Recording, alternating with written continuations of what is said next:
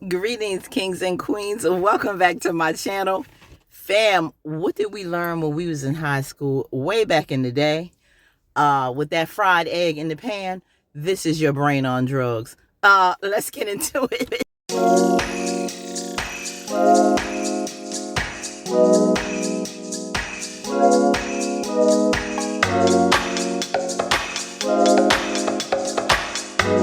Now, a whole lot has not happened too much in this episode that didn't happen last week. We know that Maurice is trying to give a confession at the Fed guy's office, but come on, this is no different information than what they already had him in jail for. Maurice's confession to robbing the bank. So really, this is nothing new. He just basically is trying to get Sabrina out of this situation, and I really don't see how that's going to help much. It wasn't any vital information. So a lot more has to go with this. We're about to get into the mid-season finale next week, and this whole storyline is still dragging on as far as Q is concerned and this whole issue with the bank. So I hope they resolve this quick because this is getting a little tired and enough is enough. What do they have on them really to prosecute? Come on. Now, is anybody else sick of Aaron calling Pam now? I mean, are they going to be dating in the future? Because he's just now randomly, for somebody he couldn't stand at one time, he's just calling her whenever he feels like it. And the mitigating gall to ask her for Karen's client list so they can clean the shop. She's there to professionally do their hair, not to clean a burnt up shop. I think that was so wrong and such an invasion of Karen's privacy. And if I was Pam, I would not even entertain that because I think it's wrong on so many levels. What do you think? Put it in the comments. Now, our little destined couple here that we love, they all lovey-dovey. DANNI is really, I think she is in her glory. She's at peace. She's saying to him that she loves him there now.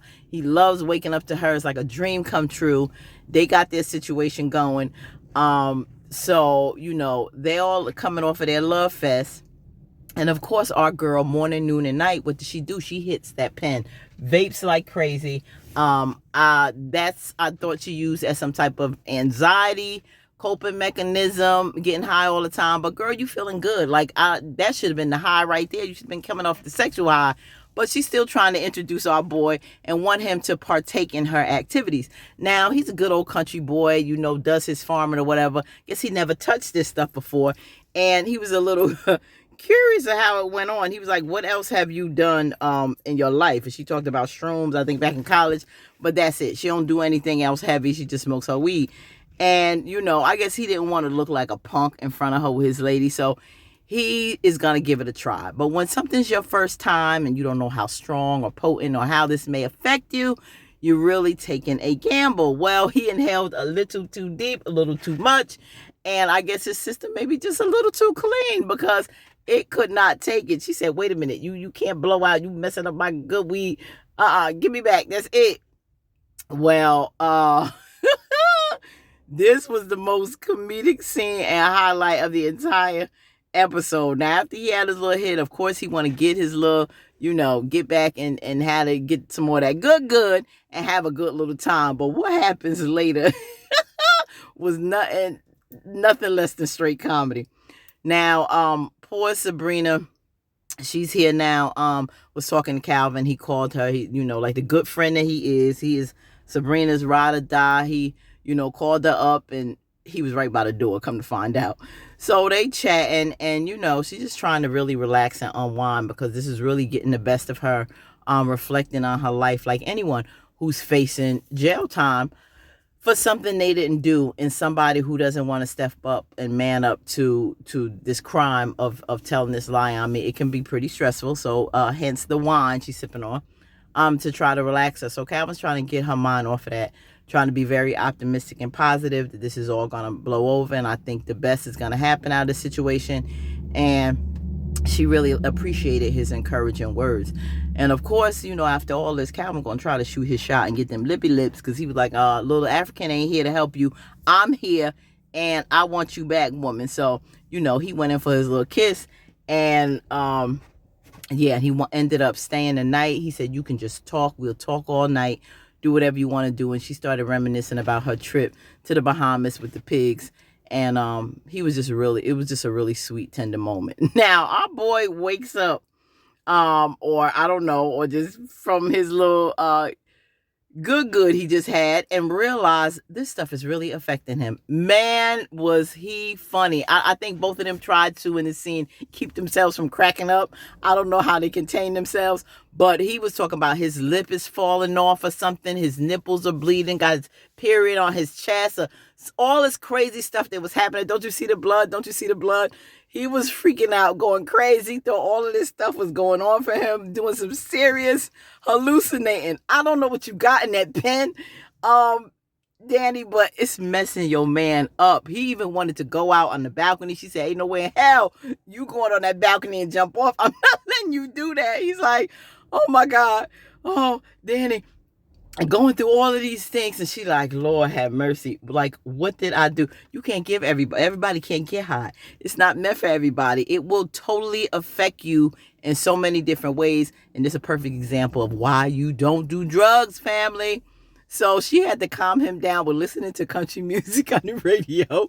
And that really did it. Now, for someone way back when, remember, we used to laugh at him with the cows and being a farm boy, she used that to help her man out. So it was hilarious.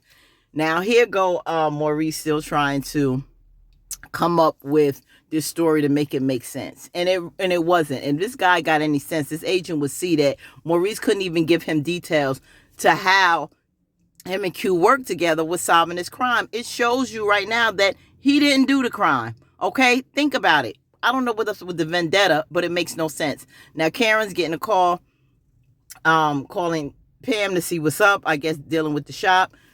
She tells her she down here with the cleaning crew, which is her clients. If I was Karen, I would be totally upset with a guy that I was dating calling up my clients to have them clean up my shop. Totally unprofessional and totally wrong. And they down there cleaning out, helping her. The ones who Pam talking about don't even like her, but evidently they do. They let her do her hair. And so she said, no, I'm coming down there. And she was like, no. She said, I'm coming. She was like, okay, that gives bad bitch. So yeah, I'm like, Pam, what Aaron did was wrong, and she need to deal with him with that. I don't think that was cool at all. He's too invasive in her life. So in the meantime, it's the next day, these two and their whole toxicity. I was their biggest cheerleader from day one, but they really got some crap to get together. Shout out if you're ready for Zatima's coming out at the end of this month. Can't wait to see the new season of that. Now, yeah, she's saying that she's all right. Zach is like, are you sure? She was like, yeah, I believe you. It's cool. The situation with Karen is basically fine. She getting ready for work. But later on, we find out when she's having a conversation with Andy that she's cool because little do he know she saw the tape of him in the coffee shop with Karen. So she reassured him he's cool, that everything is fine between them. Now, in the meantime, old boy Gary is coming for his little jog, I guess, a little run that him and Hayden have from time to time. Hayden really ain't feeling it because he lets old boy know that she left. She gone. Yeah, she gone, Hayden. She gone, and she will see you back in 30 days when you can't get an annulment. She know what she doing with laying low. Old girl ain't that stupid. She from the streets. So that's what she intends on doing. So Hayden really saying he wasn't in the mood. Him and Gary go back and forth, and Gary gets a little teed off with him, but eventually he talks him into doing the run, and they do it. Now, this whole comedic little partnership right here is really funny. Maybe they'll expand their relationship a little bit more outside of Andy, give us a little more humor, because I think they bounce off good for each other in this role. But when it comes to this scheming and all that, they need to make their storyline do a little bit more than that. So now here we go with Andy meeting with Fatima the next day for work. She said, I guess you came early because she gonna get on her about the situation at Karen's house. And I'm looking like, girl, if you don't have the most nerve and audacity to sit up there and question Fatima being wrong, well, your girlfriend Karen should never have left the door open for this woman's fiance to come and have sex with her. How about that? That's what you need to deal with instead of getting on Fatima for handling her business with her man. You know Karen's wrong. You already had this discussion with Karen. And for you to talk about you can't fire her. No, you can't fire her. Number one, this was after hours. This is her personal business, which you had nothing to do with just because you were there. You're friends with both of them. So it had nothing to do with her work. So on what grounds would you fire her? And if anything, Fatima can report a lot of crap with you that you have done, like the whole mess with Gary, the fact that you were screwing your boss, Robin, the fact that you were screwing the janitor, whatever his name is, I forgot, Paris or whatever, messing with him. That works in the office. So all of the unprofessional things that you was doing that's so against character, I don't think gives you any grounds to stand on. We're talking about Fatima. So she let her know, that everything's good. She ain't doing that again, and squash that. But I'm like, Andy, shut up. Because you can't talk about nobody losing no job. If anybody is wrong in that office, it certainly has been you in that law firm. Totally unprofessional for years. Now, she's going to tell her now that she's on an app, I guess, trying to find new boot up. And it's an exclusive app. It's an app that you have to get an invitation on. Well, as Fatima scrolling through here, as exclusive as she thinks it may be, she finds about 3 guys in there that she dated with and that dated her girlfriend, and they were all trash. So it was hilarious to find out that she was involved with these men. So now, Andy feeling some kind of way like, oh, it's not that exclusive, girl. And the guys that you were going to go out with that you thought was all that are really garbage. So ain't no way from the look on Fatima's face, any of those men are worth you going out with. She was like, God, all the men no good. Yeah, because you don't know how to pick them. You're smart in one end and dumb on the other, Andy. Get it together on how you handling yourself and how you handle men. And that's like a lot of us sometimes. We great with one aspect in our lives, but when it comes to personal stuff, we just ain't no good. So that was really funny. So they woke up the next day, Sabrina and Calvin, and, she appreciated him being there. And he had to get ready for work. She told him she'd make him breakfast or whatever, but he said he really had to go. But he really appreciated her. And just like he did, they talked for the entire night until it was time for him to go. So that was sweet. And then she called up Andy because they're going to, I guess, meet Karen or whatever, hook up before she goes to work. And in the midst of that conversation, Preston is getting ready, I guess. I don't know what he's getting ready for because he ain't working nowhere, I think. But it's Danny that has to go to work. And this fool is so high that he comes out of the bathroom with Danny's work clothes on, her blouse, some boots, and her skirt. This man still is high. Like, this stuff is potent. And Danny, why are you smoking for breakfast? You already seeing what it's doing to this man. Like, chill with the getting high, sis. Like, that's it. Eat some bacon and eggs and toast and leave the weed alone. So this is crazy. The preview, Zach supposed to come over, I guess, to try to talk to him, try to work this out. But family, let's get ready for the mid-season finale coming up this Wednesday. It's going to be awesome tonight. Until next time, peace and love.